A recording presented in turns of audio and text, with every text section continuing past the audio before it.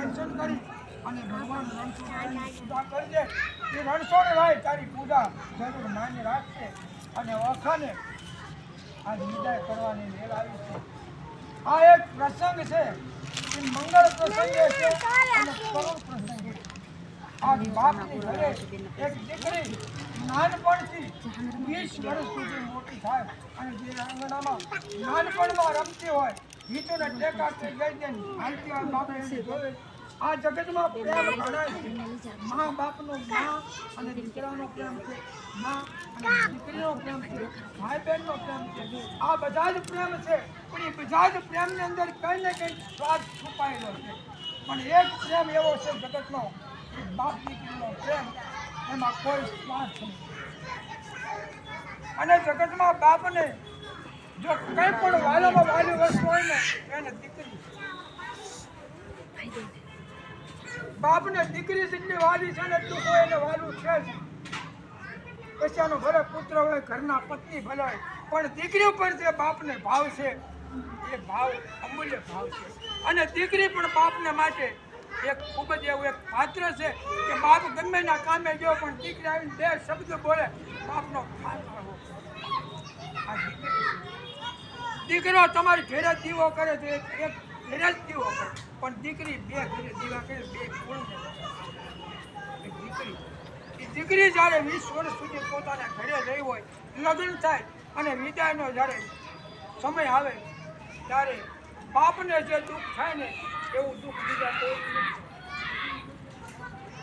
દીકરીની વિદાય છે ને બાપ જોઈ શકતો નથી. બાપ ખૂબ બળવાન હોય, પોતાના હાથથી 20 ગામને ધ્રુજાવી શકે એવો હોય, મૂછું પર આમ લીંબુ લટકતા એવો બાપ હોય, પણ જ્યારે દીકરીને વળાવે ને ત્યારે બાપ છે ને દીકરીની વિદાય સહન કરી શકતો નથી. બાપ એ બાપ આજે દીકરીને કહે છે કે બેટા, નાનપણમાંથી અમે તને 20 વર્ષ સુધી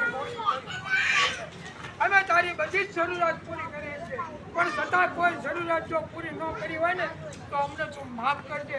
આટલું બોલો ને કન્યા બાપને જોઈને રોડવા જ કે બાપુજી આવું ન બોલો, અમને તમે ખૂબ જ સાચવી છે, પણ કે નહીં દીકરી, તું મારા માટે એક વાલનો દરિયો છો, તું મારો એક ચાંદનો ટુકડો છો. અને ખરેખર કહું ને તો આ જગત બધાય કરતા હું એક બાપ છું, પણ કે તું મારો એક કાળજાનો કટકો છો. આજ હું મારી દીકરીને વિદાય નથી આપતો, પણ કે હું મારા એક કાળજાના કટકાને આજ હું વિદાય આપું છું. કવિ દાદાએ લખ્યું છે કે કાળજા કેરો કટકો. આ એક બાપની વેદના છે. એક દીકરી જ્યારે સાસરે જાય ને ત્યાં બાપની વેદના આજ બોલે છે. આ કવિ દાદે એક સુંદર મજાનું લખ્યું છે કે કાળજા કેરો કટકો મારો એ ગાંઠથી છૂટી ગયો, મમતારું આજ વેળુમાં એ મારો વીરડો સુકાઈ ગયો. આ કાળજા કેરો કટકો મારો આ ગાંઠથી છૂટી ગયો. આજ મારી દીકરી નીચા છે, પણ કે આજ મારા કાળજાના કટકાને આજ બાપ સબ તો નહીં પગ ધરતી પર.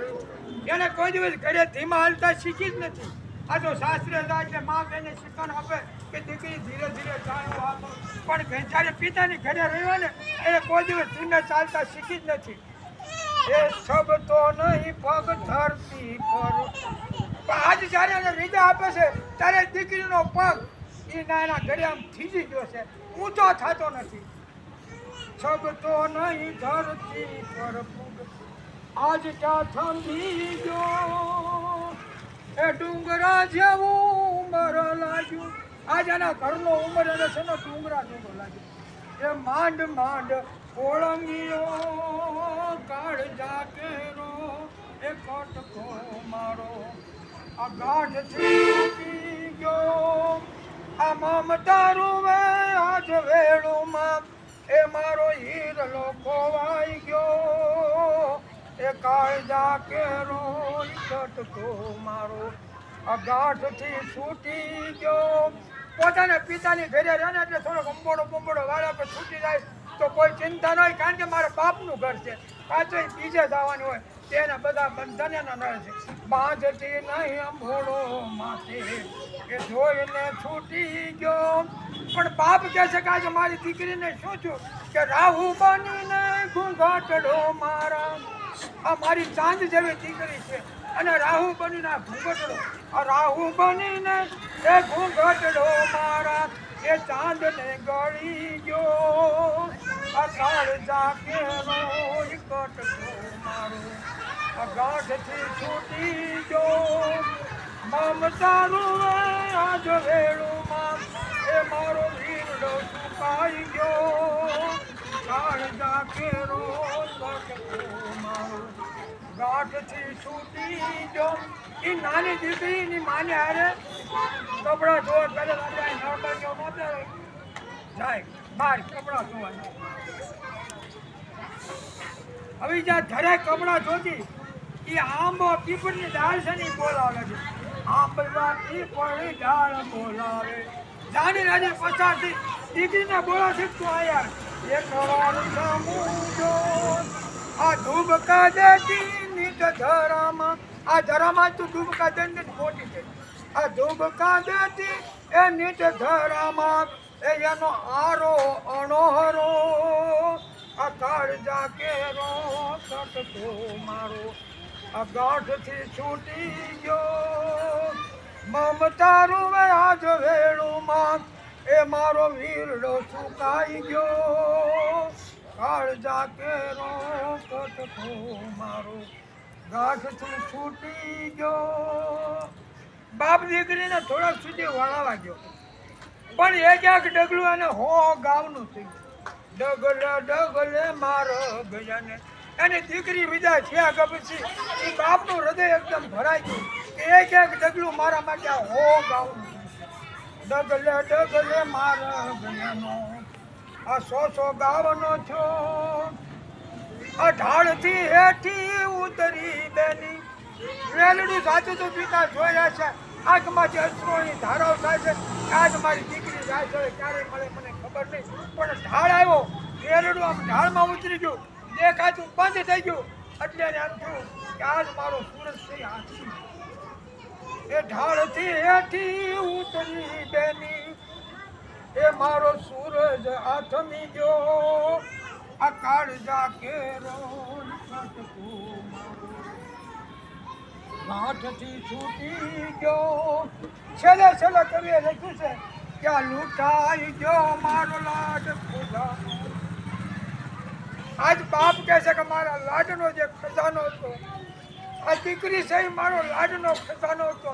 હવે મને કોણ લાડ લડાવશે? એટલે બાપ કહે છે કે આજ લૂંટાઈ ગયો મારો એ લાડ ખજાનો. આ દાદ હું જોતો રહ્યો. આ લૂંટાઈ ગયો મારો લાડ ખજાનો.